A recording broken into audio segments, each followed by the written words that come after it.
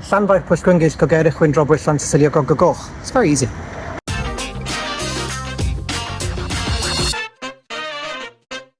Hello, welcome to Also Driven. I am Jim and we are on Anglesey, where I live, which you would never guess from all the videos which are never on Anglesey. Yes, it's all very beautiful here, but we are not going to be doing the 500 today. We're going to be heading down to Menai Bridge, because we're going to meet up with Sean and have a little hoke in his mum's garage, because there is an old car in there that we haven't really dealt with for a very long time. I think the last time it was out was about a year ago. So let's get over to Sean's house and get into the garage. So this is my 1980 Volvo 345, affectionately known as PGH, and it lives here in Wales, and I don't really spend an awful lot of time with it. So I bought a new battery last time I was here because the old battery seemed to be a bit dead. So now we're going to start it and take it for a little drive to give it some exercise, probably the only time it's been out this year, which is really bad. Put some petrol in it, check the tyre pressures and all that usual gubbins.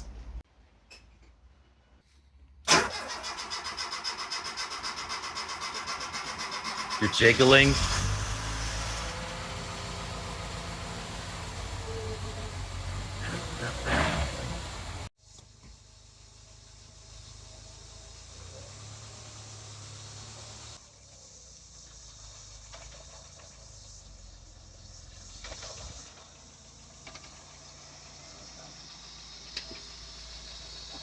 This is somewhat different to a £50,000 Peugeot.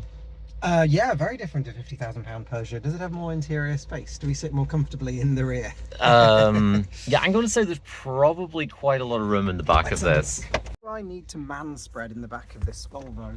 Now, the thing is, though, you have to remember this is a rear-wheel drive family hatchback, which was very unusual in the 80s. Yeah, because it's a 70s car, really. I do not need to man spread. I'm quite comfortable here.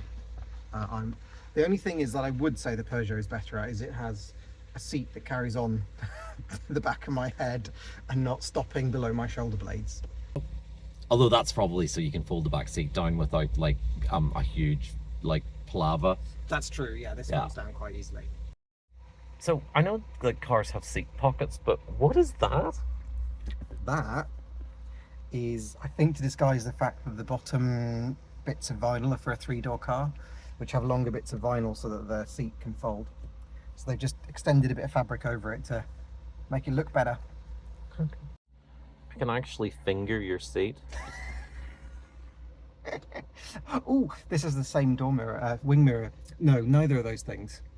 This is the same interior mirror as the Morgan.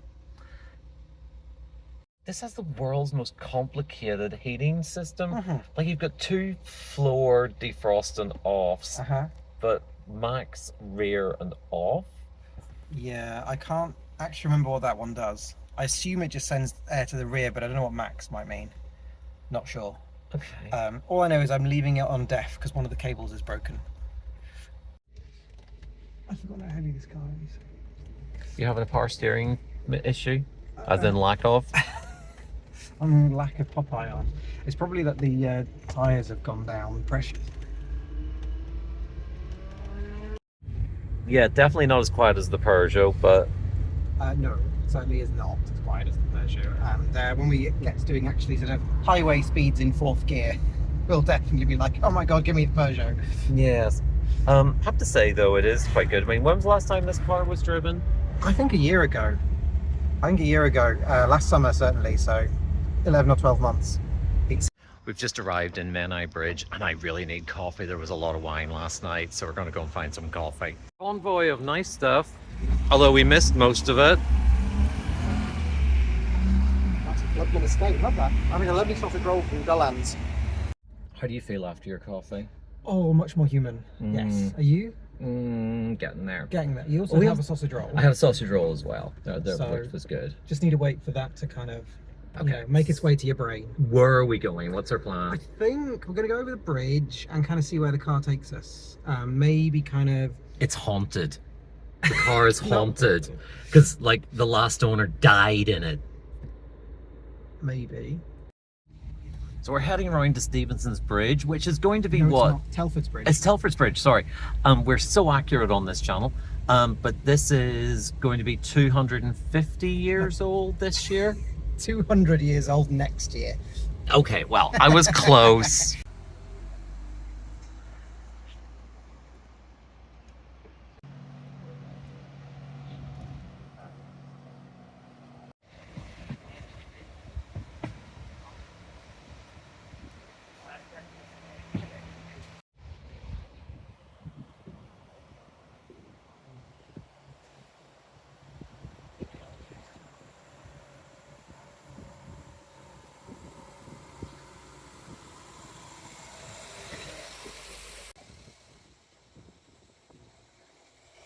So tell me about your favourite bit of Anglesey where you used to come to after school.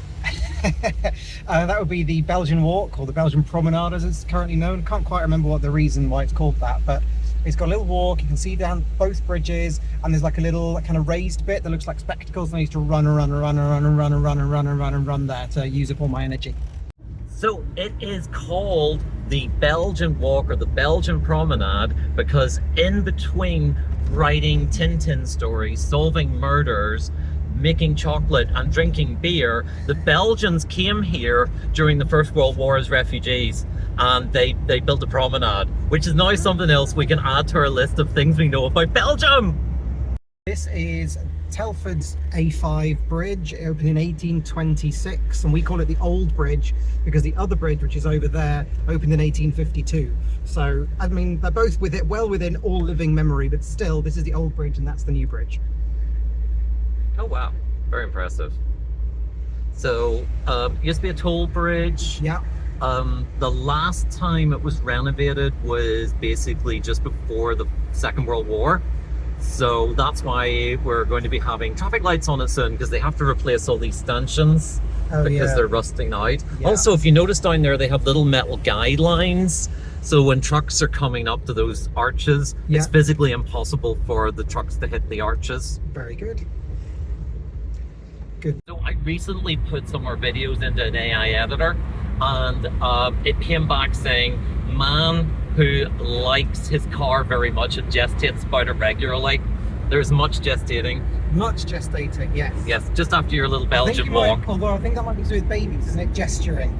Gesturing? Was I gesturing? Yeah, not gestating. Oh God, yes.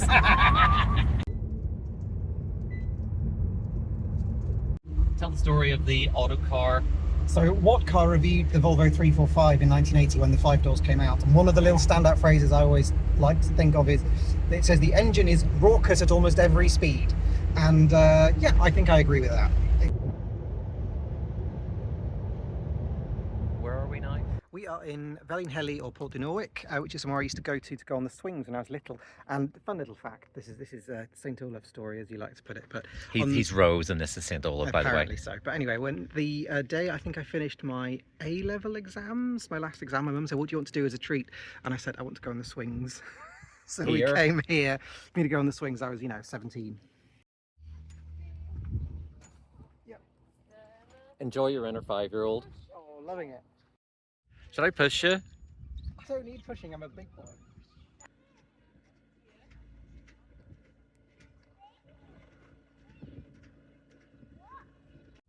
This playground basically hasn't changed since I was, I don't know, like 2 years old.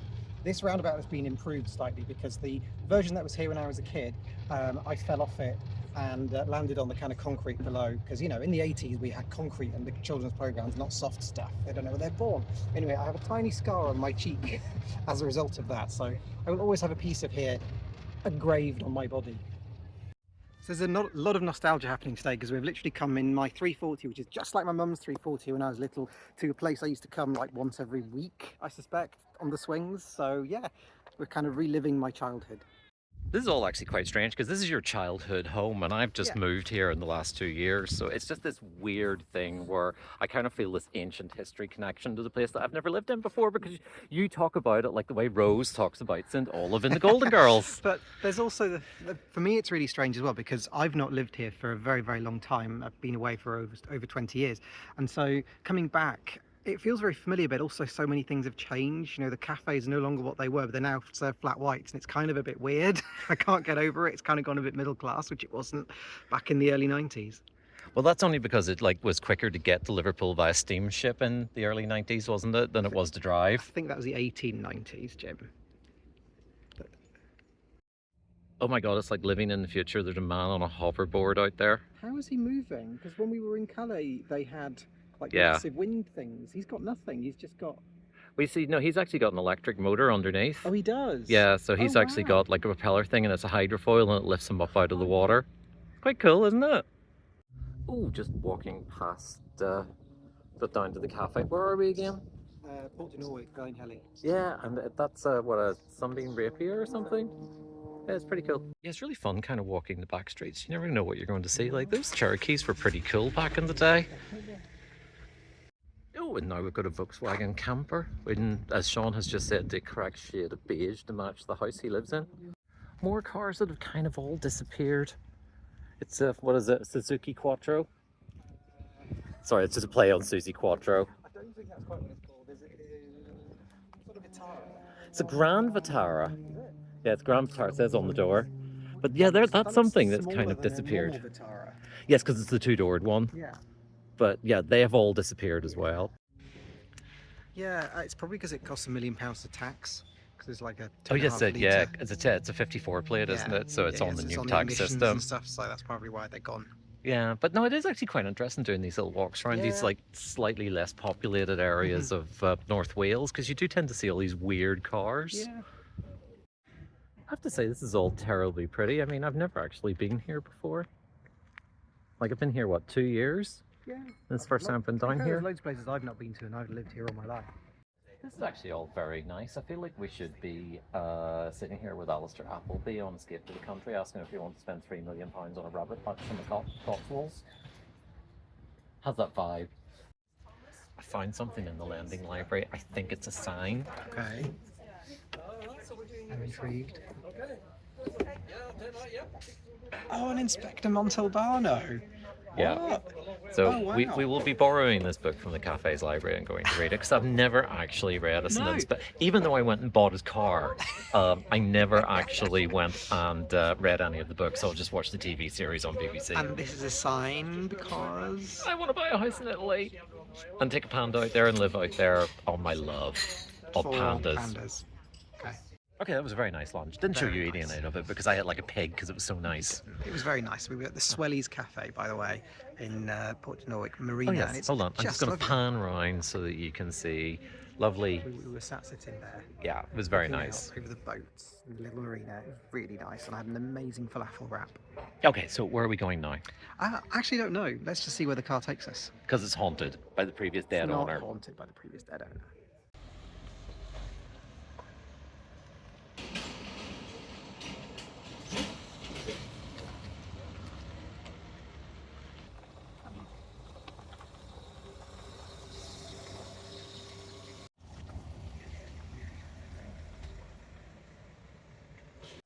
Okay, so where are we now?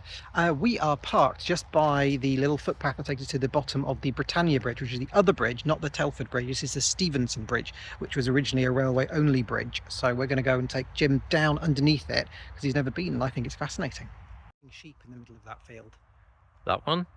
Yeah. Oh, they just feed them well down here. So we're going under the actual carriageway at the minute. Yeah, we are. Oh, this is like an auto. 55. This is like an auto shenanigans video. It is a little bit. Yes. So this is under the A55, and so the trivia about this bridge is that it's a road bridge, but the road bridge part of it only opened in 1986 because it was the old bridge burnt down, and we'll see a little bit of that when we go down. But they kind of took the opportunity to change it from just a railway bridge to a road and rail bridge, so it's two-level, two-deck bridge. So above us is the new road deck built in the 80s, and then kind of behind the camera over there, which we'll go to in a second, on the same level as us is the railway. So let's go look. So here we are. This is the railway that's underneath the road deck of the Britannia Bridge, which is just above us. But you can see that there's space for two railway lines, but they only actually use one. So when the original bridge existed, there were two lines, but obviously by the 80s they decided that rail was on the decline, so they only bothered to rebuild one after the fire. This is all starting to go a bit David Attenborough, you know. So in the olden days, when this was just a railway bridge, when it was constructed, there were 4 lions to greet you, 2 on this side and 2 the other side. That you, just before you entered the tunnel of the bridge, you passed the lions, and it was, I don't know, part of the kind of roaring Victorian era. But they are now completely hidden, because you don't really see them on the railway, because the railway line is below them and the road deck is above them, so they're completely hidden. But if Jim pans around, we will see the lions in their majesty, or at least one of them. Oh Isn't wow. that cool? And it's kind of really sad that this amazing kind of ornate thing that's supposed to be celebrating the world is just completely hidden, and has been for the last 40 odd years. But little interesting thing, there is a poem that we have in Welsh about them, which is Pedwar llew tew, heb ddim blew, dair ochr yma, a dair ochr drew, meaning 4 fat lions with no hair, 2 on this side and 2 over there. We're just walking down this hill and the bridge just comes into view. It's just glorious, I think.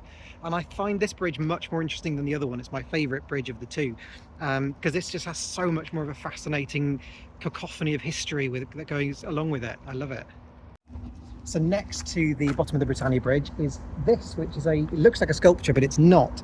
It's actually a little cross section of one of the original tubes.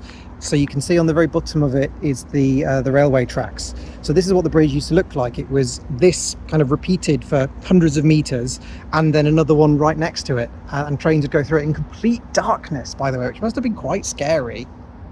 So what happened to the bridge? The bridge caught fire in, I think, 1977. It was some kids were... Oh, there's a fly on me, go away. Some kids were looking for bats, and they were carrying old-fashioned torches that had actual flames, and the kind of tar and bitumen-soaked wood roof structure caught fire from that, and the whole thing, it acted like a chimney, sideways chimney, so it sucked the air, sort of smoke and air and fire through, and the whole thing was alight incredibly quickly. And they eventually, it was so intense that the metal bowed, and so it ended up, when the fire got put out, it looked like that. So they then, because it was so the arches that you know and love today on this bridge weren't there. It was just sort of three pillars and the tubes. Okay. And so what they did was they built some arches up to support the Ben railway, which then made it sure that it wouldn't collapse into the water, and then they could start railway services again pretty quickly. And here we are. This is the kind of bottom view of the Britannia Bridge, and this little place here is probably one of my favourites in the world. I just love it. No one ever comes here, and I think it's absolutely fascinating. That bridge is so majestic and beautiful, and I love the history that comes with it, and the fact that it's kind of been chopped and changed about, and it's just used as a structure every day, and it's 170 years old. It's mad.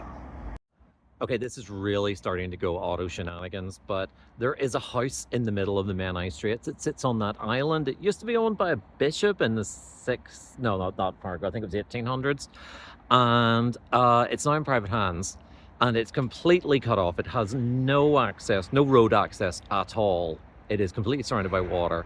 The point of it is that there was a semicircular wall with slots in it that they could trap fish in as the water kind of rushed up and down through the Menai Strait. But the house does flood in spring, and the whole downstairs is pretty much waterproof. So it's all tiled floors on the ground floor, and all the electrical sockets are like well up the wall and stuff like that. As far as I've been told. So I didn't know this, and I'm from here. That's crazy. Right, okay. Yeah, but it's in private hands. But it used to be owned by the bishop of something or somebody or other, and it was his actual fishery where he caught fish on an industrial level. Oh, I see. One thing that amazes me about this bridge is that I think it's more beautiful now in its reimagined state with these arches than it was when it was originally done, and that's so rare for sort of a massive industrial project that was done, cobbled together in the 1980s. You'd expect it to have some sort of horrendousness to it, but it doesn't. It's got absolute majesty and beauty that highly surpasses the original structure that was here. Right, so who's that on the big pole? That is the Marquis of Anglesey. I'm not sure which one. There were several of them. They lived in Plasnewydd, but there was one of them that we were just talking about. That it was the gay one, which is unusual. And he obviously died at the age of 28 because he had a fabulous gay lifestyle. Although he had a weird automotive history because he didn't like the smell that emanated from his car. Now, I can't work out exactly what sort of car it had, but it would have been an Edwardian car. And he had a special system fitted which would drop perfume into the exhaust system that as he drove along, it would... Yeah, this is why the house is now owned by the National Trust, because he went absolutely bonkers, spent all the money, died at 28. Interestingly, there is a movie coming out later this year, and I can't remember what it's called, and I can't remember who's in it, but we'll put it up on screen. I'm sure we'll get a screen grab of that. Right on cue, we have a train. And we have another statue across here. That is Nelson, of the, I think, Horatio Nelson fame. I don't know why we have a statue of him down in the back of a graveyard by the Menai Strait. No idea, but we do. Okay, well, it's probably because it's near water. And he was quite Was he a watery person? Nelson? Yeah, was he the Hiss Me Hardy? I don't really know that much about British history. Oh, okay, I'm going to say maybe yes. And conveniently, here is a nice plaque that kind of shows the original shape of the bridge at the top there, that as it would have been in 1850 odd when it was opened, where you get this one tubular railway structure the whole way. Those little bits there are where the lions would be. Then there's a kind of the first small pillar, and then the three big pillar supports there. Interestingly, only one is in the sea of the pillars. The other two are actually just on land. Oh, okay. On the very edge. And then if you go to the bottom, then it's the kind of proposal in 1978, after the 77 fire, for the road and rail dual use bridge. It does look fairly similar to what actually is there. I don't think it's even down to like the two concrete supports each side for that little short bit of road which deck. Aren't there on the original. Yeah, but you can. I think if you zoom out, I do think that design there. I don't know why there's a weird shadow, but that design there is so much more elegant and majestic than that kind of very brutalist, functional design there is there for the original bridge. So you're saying that Stevenson really didn't have an eye for beauty? Maybe so. And people from the 1970s did? Yeah, amazingly they did, yeah. It's one of the rare occasions where that was true. So that is Plas Newydd, which is Welsh for? New palace, new country house. So like the sort of like villa or? Yeah, I guess so. I can't quite think what Plas means. And that would have been the Marquis of Anglesey? Yeah, their residence. Of which we talked about him briefly earlier, and I said I would look stuff up. So somewhere in the middle of all this, hopefully I've inserted some stuff about the Marquis of Anglesey. But yes, that's the big house. And it's National Trust now? It is indeed, and you should need to learn stuff about it because you want to go and work there maybe, or volunteer there. Yes, over the winter, that'll be kind of fun. Yeah. So we are now on the other side of the Britannia Bridge, on the Anglesey side, and you can just see over there, that kind of bit with the railings is where we were standing on earlier for a little bit of filming. And we are now standing right next to the statue of Horatio Nelson. Yes, with a big sign on saying died in 1895, does that say? 1805. 1805. Trafalgar. At Trafalgar. And that's pretty much it. That's the only thing we know about it, is he's here and he's dead. This has got very auto shenanigans, hasn't it? Very, but you know what? It's my auto shenanigans because it's my place, Anglesey.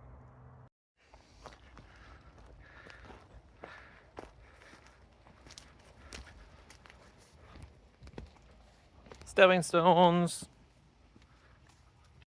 We've come to the graveyard here just behind Nelson's column, and we found this, which is a memorial to the people who died during the construction of the Britannia Bridge and from injuries sustained during the erection of the Britannia Bridge.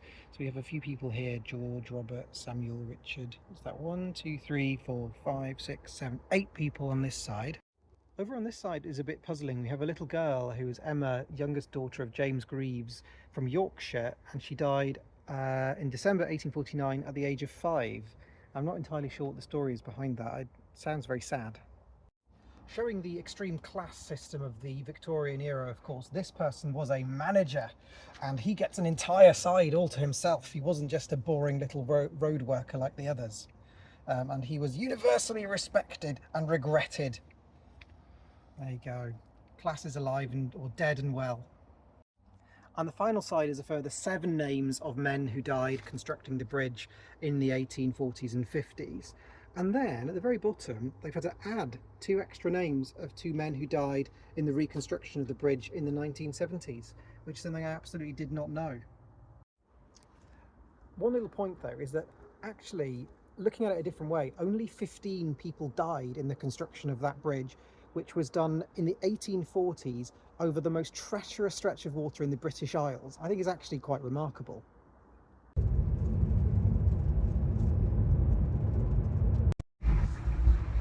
So what's he like to drive?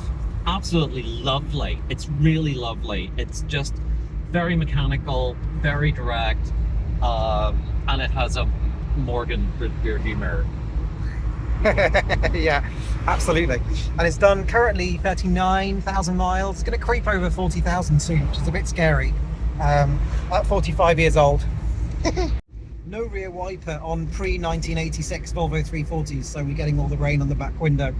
Lovely kind of cloth, I don't know, it's not velour, it's like nylon seats, that's what it is. 70s nylon. We're still in the 70s here, even though we're in the 80s. Was this material not called dysentery or something? Dysentery.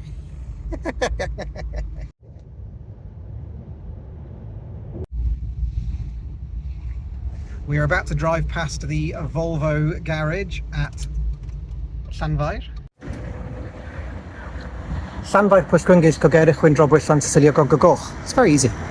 So our day is nearly over and we have a little bit of a monologue from our Sean here, who's going to tell you why we were out today with the car and what we were doing. Well, kind of. So PGH is my car that I've had the longest. I've had her since, I think, or him, I don't even know, since June or July 2009. So that is 16 years this year, which is actually really scary. When I bought it, it had done, I think, 32 or 34,000 miles from new and was a one owner from new car. The original owner was called Miss Valerie Green from Monk's Orchard Road in Beckenham in South London, and it was a London car. GH is a London registration, and it's been called PGH because those are the three letters of the number plate, but that was because I had a couple of other 340s at the time, or just after it, to delineate it from those. So I had BHX as well. And I also had a car called Bjorn, I had a car called the Green Car, which I still have. So yeah, they all have names because otherwise you don't know which 340 you're referring to. But I remember I spotted this, I really wanted an early 340. And I remember spotting this car on eBay and got incredibly excited. And I went to go and view it. It was really expensive in 2009 for a 340. It was advertised for, I think, £1,000 on eBay. I think that was its opening bid or something like that. So I went to see it and did the deal at something like 950 quid. So I knocked the tiniest amount off to get it. But I went to look at it and it was one of those things I just was like, no one else is having this car. There is no chance because it is immaculate. It was a perfect early kind of time warp 340 and I had to have it, and I've not parted with it since. One thing I do remember, that Jim said it was a monologue, didn't he? One thing I remember at the time is that on the V3M forum, someone had spotted it on eBay and put a link to it on the forum and said, look at the person who buys this must be smoking £20 notes, and had like a gif of someone smoking £20 notes, because £1,000 in 2009 for a Volvo 340 was an insanely large amount of money. But I'm glad I spent it. It was worth every penny of it. But anyway, we have brought it here. As in 2010, in July 2010, I took PGH to Anglesey for the first time for a little journey because I live in Cambridge, so it was a 250-mile trip, and yeah, brought it here and took a few photos in different places. Took my grandmother out for a trip in it and a drive in it, but we ended up here taking a few photos in this little iconic vista, and you can just about see the Menai Bridge over there, and we've been reenacting that little photo, and I'll put a few of those overlaying my waffling on now. And that was the short version. Cheeky git. So PGH is a 1980 model, which is the first model year of a 340 that you could get 5 doors. So it's a 5-door car. It is also a manual, because 80 was the second year you could get a manual gearbox. So it becomes much more conventional as a 340 years progressing from its original kind of genesis as a 3-door automatic only, slightly terrible little weird Dutch hatchback. Are you done now? I could talk all day. I'm a 340 geek. So PGH has been in storage basically for about a year, is that right? So we're going to get him out. We're going to be doing more sort of adventures with him, hopefully, over the next while. That'd be nice. Yeah, it would be nice to see. You'll see more of them in the channel. So, yeah. Are we done?